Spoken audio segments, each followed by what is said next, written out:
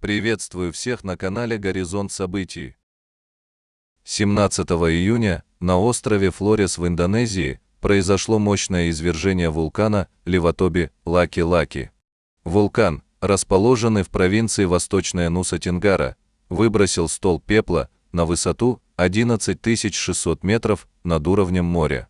Как сообщает Индонезийский центр вулканологии и смягчения последствий геологических катастроф, извержение началось в 17 часов 35 минут по местному времени. Гигантское облако пепла, напоминающее по форме гриб, поднялось над кратером, и его было видно на расстоянии до 150 километров. Извержение началось с интенсивной сейсмической активности, зафиксированной за 2 часа до события. Было зарегистрировано 50 глубоких вулканических землетрясений, что значительно превышает обычный ежедневный показатель 8-10 событий. Вулкан Левотоби-Лаки-Лаки, высота которого составляет 1584 метра над уровнем моря, является частью двухвершинного вулканического комплекса. Его побратим, Левотоби-Перемпуан, высотой 1703 метра, расположен в 2100 метрах к юго-востоку и пока остается менее активным.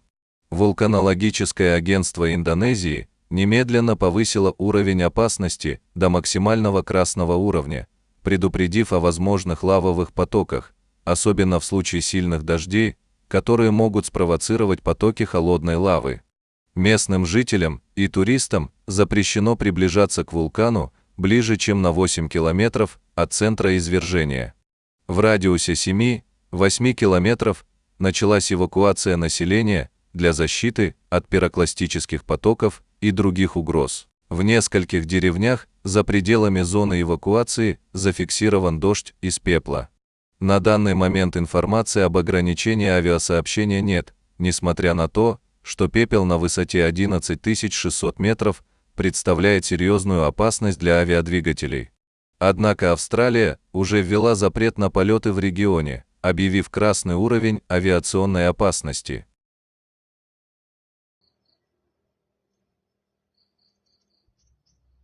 Uy, oh, Omanto, Omanto, Omanto, Omanto, gunung,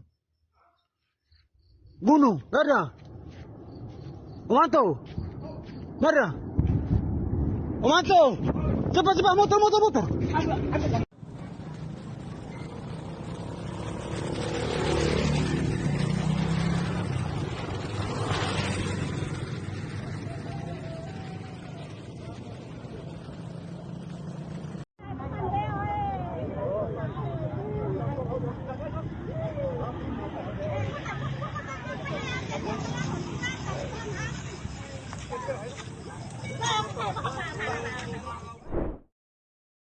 На штат Небраска 16 июня вечером обрушился торнадо.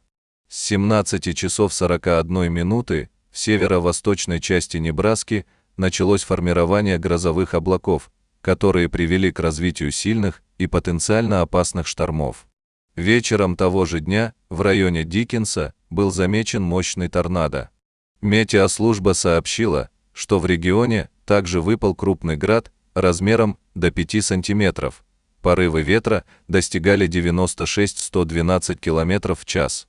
На 18 июня точной информации о жертвах или разрушениях в районе Диккенса нет. Однако, учитывая визуальную мощь торнадо, местные власти и метеорологи ожидают отчетов о возможных повреждениях сельскохозяйственных угодий, деревьев и построек. Предварительные данные указывают, что торнадо мог затронуть преимущественно сельские районы. Небраска, расположенная в центре аллеи торнадо, ежегодно сталкивается с их огромным количеством, особенно в мае и июне, и сезон торнадо 2025 года в США еще раз подтвердил эту активность.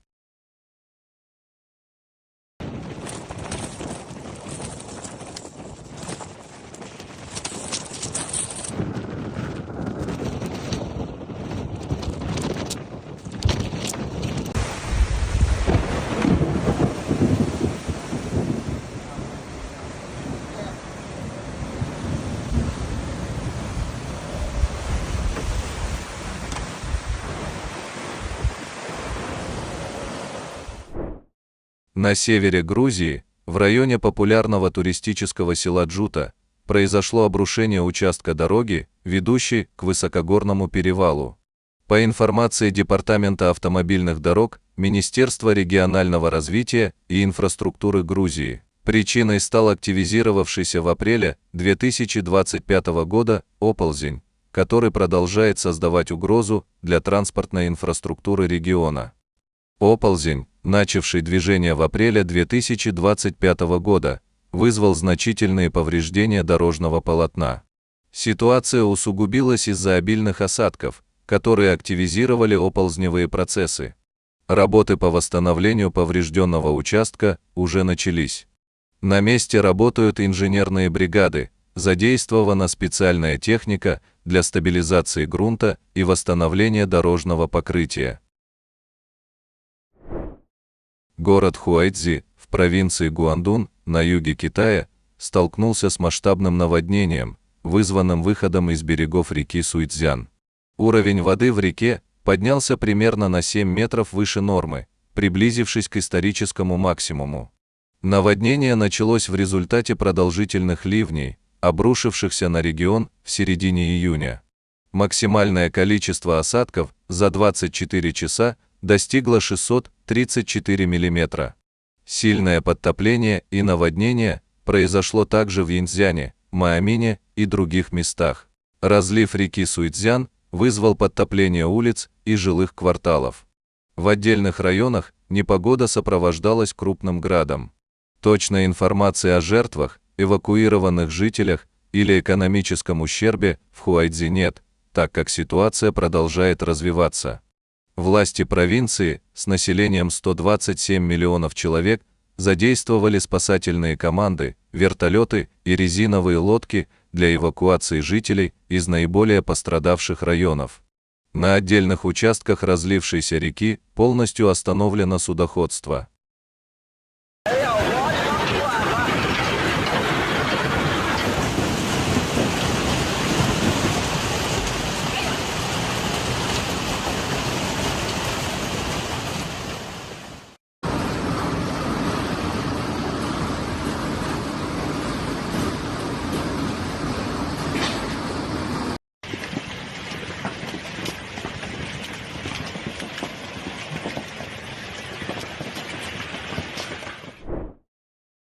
16 июня город Сантана-ду-Livramento в штате Риу-Гранди-ду-Сул, расположенном на юге Бразилии, пострадал от сильного градового шторма.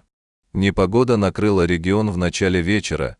Метеорологическая служба сообщила, что шторм стал частью более широкого изменения погодных условий в штате Риу-Гранди-ду-Сул, связанного с прохождением холодного фронта. Удар стихии длился всего несколько минут, но и этого хватило для масштабных повреждений. Больше всего от стихии пострадали районы Центр, Симон-Боливар, Прадо, Жардинс и Ново-Ливраменту. Повреждены крыши 80 домов, пострадали десятки автомобилей. О пострадавших жителях не сообщается. Гражданская оборона и местные власти проводят оценку ущерба от стихии. –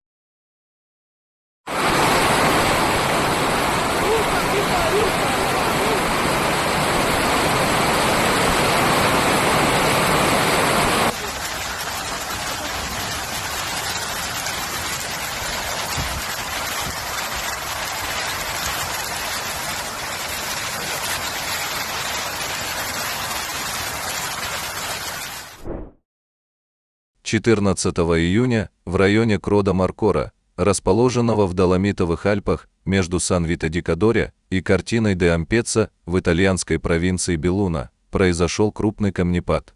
Примерно в 15 часов по местному времени произошел массивный обвал породы и обломков на центральной части южного склона, что привело к образованию огромного облака пыли, видимого из Сан-Вито-ди-Кадоре и вдоль дороги 51, Алемания, ведущий в Кортину-де-Ампеццо. Камнепад был вызван сильными осадками, ливень, обрушившийся на регион, сбросил около 50 мм осадков за полчаса, о пострадавших или материальном ущербе не сообщается.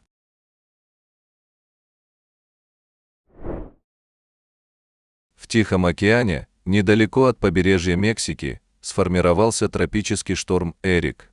Скорость ветра в эпицентре достигает 80 км в час, с порывами до 105. Тропический циклон движется в северо-западном направлении и в ближайшее время усилится до урагана второй категории по шкале Саффира-Симпсона. 19 июня Эрик достигнет мексиканских штатов Геррера и Оахака. Там уже ведется активная подготовка к приходу шторма. 15 июня самолет Sukhoi Superjet 100 авиакомпании «Азимут», выполнявший рейс A4-7053 из московского аэропорта Внуково в Батуми, столкнулся с серьезной неисправностью вскоре после взлета. По данным Росавиации, во время набора высоты оторвались створки мотогондолы правого двигателя, обнажив его внутренние механизмы. Диспетчер Внуково оперативно сообщил экипажу о потере части обшивки двигателя. Командир принял решение вернуться в аэропорт вылета. Для обеспечения безопасности самолет выработал топливо в зоне ожидания, после чего благополучно приземлился в Внуково примерно через час после взлета. На борту находился 91 человек, 86 пассажиров и 5 членов экипажа. Никто не пострадал, пассажиры были пересажены на резервный самолет для продолжения полета в Батуми.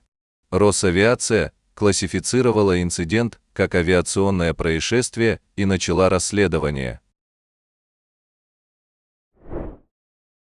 В понедельник, около 13 часов 20 минут, по местному времени, двухмоторный самолет Beechcraft King Air 90 потерпел крушение, рухнув на крышу ангара в аэропорту, расположенном недалеко от города Гарднер, в округе Джонсон, в штате Канзас. Самолет, вылетевший из аэропорта в Батлере, в штате Миссури, должен был приземлиться в New Century Air Center. Во время захода на посадку произошел отказ левого двигателя, из-за чего 73-летний пилот потерял управление, что привело к столкновению с ангаром. На борту находился пилот и 30-летняя пассажирка. Оба получили легкие травмы и были доставлены в медицинский центр. Внутри ангара в момент столкновения находилось несколько человек, но никто из них не пострадал. 17 июня произошло столкновение двух крупных танкеров «Фронт Игл» и «Адалин» недалеко от Ормузского пролива, примерно в 15 морских милях от Фуджейры, в заливе Оман. Столкновение вызвало пожары на обоих судах, но пожар на «Фронт Игл» был оперативно потушен и экипаж остался на судне. Для «Адалин» ситуация была более сложной. 24 члена экипажа были эвакуированы с места инцидента с помощью поисково-спасательных лодок и доставлены в порт Хор-Факан. Сообщается о структурных повреждениях судна. Причиной столкновения, предположительно, стала навигационная ошибка.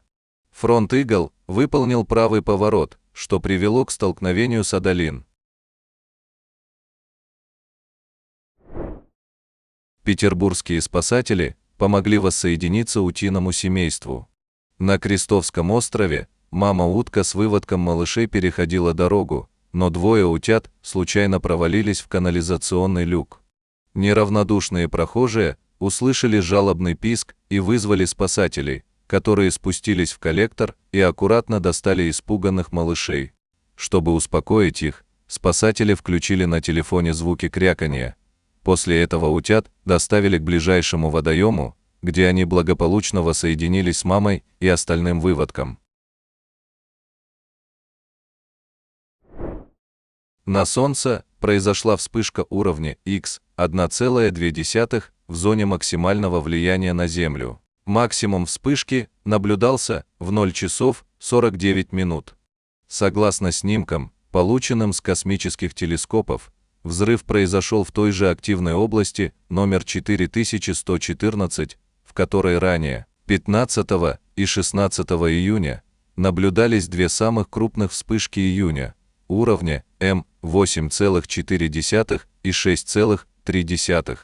Активная область в настоящее время продолжает находиться в зоне влияния на Землю, и располагается вблизи так называемого центрального солнечного меридиана. На настоящий момент сильные последствия для Земли исключены. Вспышка, судя по всему, произошла очень глубоко в атмосфере Солнца, почти у его поверхности, и была практически полностью экранирована расположенными выше сильными магнитными полями. Фронтальных выбросов плазмы, направленных в сторону Земли, не зарегистрировано. На снимках, поступивших с солнечных коронографов, присутствуют признаки ухода массы на правом краю Солнца, но эти явления слабые и, кроме того, направлены сильно в сторону от нашей планеты. Спасибо за просмотр, и до завтра на нашем канале.